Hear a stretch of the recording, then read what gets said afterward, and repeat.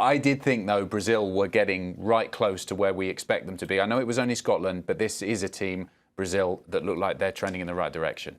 Yeah, listen, to be expected, Scotland, it was going to be a difficult game for them against Brazil at any time, right? You're going up against a team that you've never beaten before in your life. Previous to this game, it was 10 games. They'd lost 8 of them. They have had a history against Brazil in World Cups as well. You're just always hopeful that maybe this is the moment, maybe this is the game. And it didn't turn out to be that way. I mean, Scotland basically handed the game to Brazil in the first 45 minutes. It was a gift, wasn't it? It was gifts. I mean, making mistakes like that, McKenna, starting the game so early on. I mean, similar to the game against Morocco, right? Yeah. You make a mistake so early on in the game. What that does to your mental, what that does to your belief of actually trying to create history and win a football game against such a historic nation like Brazil, I mean, it just absolutely hammers you. So confidence looked very low. I will say this, though. Steve Clarke's got to take a bit of responsibility for the team selection. I would also say he's got to take a bit of responsibility for the lack of courage from his group to just absolutely go for it. OK, you can look at the stats and say second half, Scotland went for it. That was probably in large part to the fact that Tierney came off the bench and had a great impact. He played well. I couldn't agree more. But Jen, it was shit. That's what I'm going to say. Wow.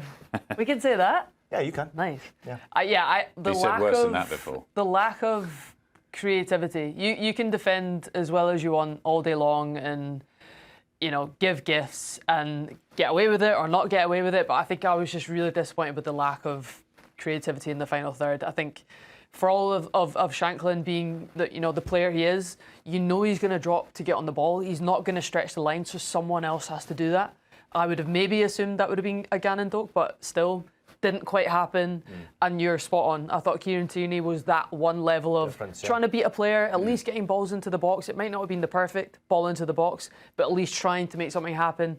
I think in this situation, like, sat with 2 Scots, but you have to give all the credit to Brazil. Yeah. I think they were brilliant. And class above. They have the individuality and that quality that Scotland just didn't. And that's the realist. That way though, Jen, right? Yeah, I mean, of course. When we all looked at these fixtures, and I even went to purchase my tickets, I thought about pushing on the Brazil and Miami. I thought destination, vacation. Can you imagine the Tartan Army in Miami? Miami Beach, fantastic. Bit hot with the kilt on, like, but I'm going to go there and experience it then. I thought, Brazil, probably not going to win that game. So I want to watch Scotland win a game in the World Cup, which I did do against Haiti. But when you win that first game, all of a sudden you start to believe maybe we can surprise Morocco or surprise Brazil.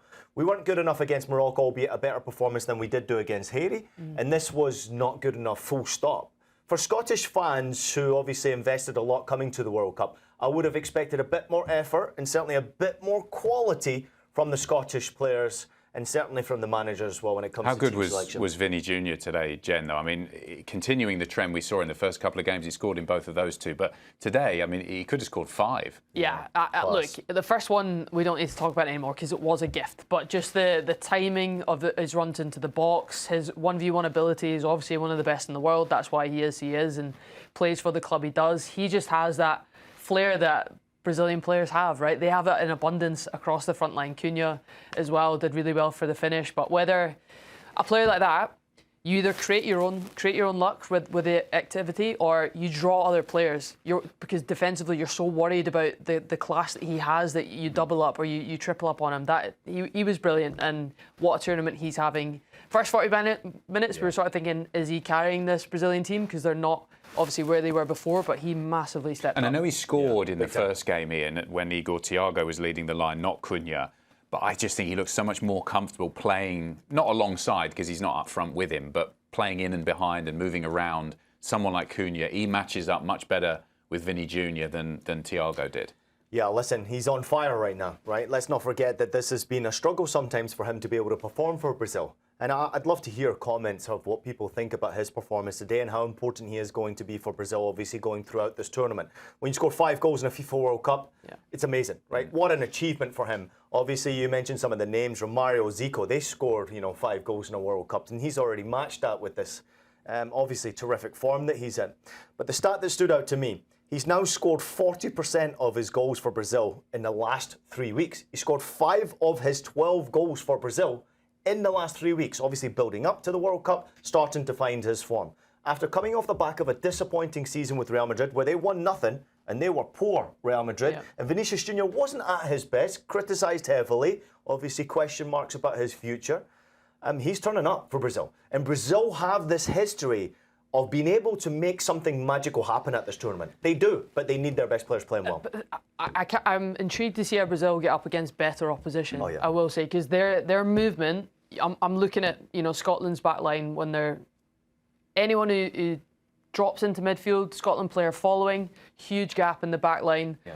Brilliant ball played through. That up back receive playing through is their play in a nutshell. And magic. Defensively, they just haven't come up against, I don't think, apart from Morocco maybe, obviously, that good of a defensive line. So I'm intrigued to see how they get on, but 100% they've been the best attacking side in this group for sure. Morocco played well against them though. Yeah, Morocco at times actually bullied them a little bit. This is the stage of the tournament where the fans get to look at those huge wall charts and try to figure out who's going to play who. So this is from The Athletic. So these are the odds, the percentage chance of who Brazil might face in the knockout stages, the first round of that. So it's more than likely they will face the Group F runner-up. So 44% that will be Japan, 36% the Netherlands, and a slightly lower chance that they would face Sweden. We talked, didn't we, a lot the other day about Japan being one of the real dark horses to go a long way in this World Cup.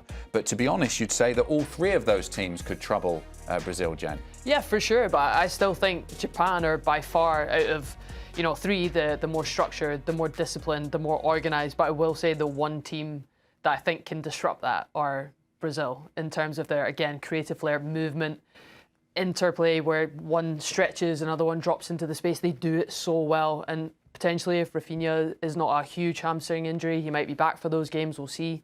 But yeah, still tough opponents. And obviously Netherlands have kind of grown in to the tournament. Yeah, but strong. Yeah, they do. I'm going to the game, Japan against Sweden. I'm excited to be in that bit of scouting mission Dallas, for Brazil. Yeah. Scouting mission, doing a bit sides now. Doing a bit of, wearing the kilt and a Swedish jersey. Yeah. No, listen, I wouldn't rule Sweden out too soon because they've got an incredible attack force. Good in the first game, with Isak and Gyökeres. 5-1, 5-1, right? Win 5-1, lost 5-1. So expect goals in this game. But I wouldn't be surprised to see it be in Japan in the way that they've actually performed already to start this competition. If it is Japan, that game will be in Houston, which is obviously something that I think will excite many of the Texans out there looking forward to watch Brazil play. Just a word quickly, Jen, on Neymar. He did come on. He didn't do that much, did you? But what are you going to expect after so many injuries and he hasn't played for his national side for 3 years? Was this just to placate the fans who want to see him, or are we going to see more of him as the tournament continues? I think so, and I hope we do see more as the tournament continues. I think for someone who's had such bad luck with injuries and really struggled to find flow and to find form. We all saw the viral moment of when he got, announced that he'd been called into the squad. So for him to get this moment, and he's such an iconic figure in the game, and not just within this Brazil team, but globally. So to see him back fit, of course, it was a great game for him to do so with a 3-0, cushion and come into the game. Of course, he's not going to be match fit or look at 100%, but for him to have that moment and then build on it, I think it was huge for himself and huge for the team as well. Hopefully I pronounced this correctly. Correct me if I'm wrong here, Jen, but he's the 4th athlete to play in 4 World Cups for Brazil now. Djalma, Santos, Cafu and Pelé. Did I pronounce that correctly? Wow. Athlete? Yeah, athlete, that's what it is. I was in what? Full male and female. Oh, yeah, okay, so on the men's side and the women's side. Yeah, I mean, I also thought, he didn't really contribute that much, and he wasn't on the pitch for that long. But he did seem to be. He did contribute. He had one shot, 23 chances, touched the ball 28 times. Okay. I mean, he looked okay to me. Yeah. Maybe I'm being harsh. I think he still wanted to take people on. Yeah, he still looked positive. I think his mindset coming into it. That's exactly what I was about to say. He looked like he was enjoying it. Yeah. This wasn't a guy who just kind of came onto the pitch. I'm here because I'm Neymar. He looked like he wanted to be there and was enjoying the contribution he did make. And there was no pressure on him. I think that's important to say. With the position they're in, with the getting out the group and kind of knowing their direction, it was a perfect game for him to come into it and just enjoy that moment of being fit and then playing for his country and knowing that. I totally agree. He was taking on players and he was being positive, and that was amazing to see for himself and for the fans again. He takes a bit of pressure off the other players who actually came on as well. We kind of forgot that Endrick came off the bench and had a bit of action all the as well. attention's on him. Martinelli off the bench. I mean, some stars come off the bench, and all the attention being on Neymar, I think, actually probably helps a lot of the other players play their game. Who knows? Maybe we'll see him start a game in the knockout phase. We'll have to wait and see.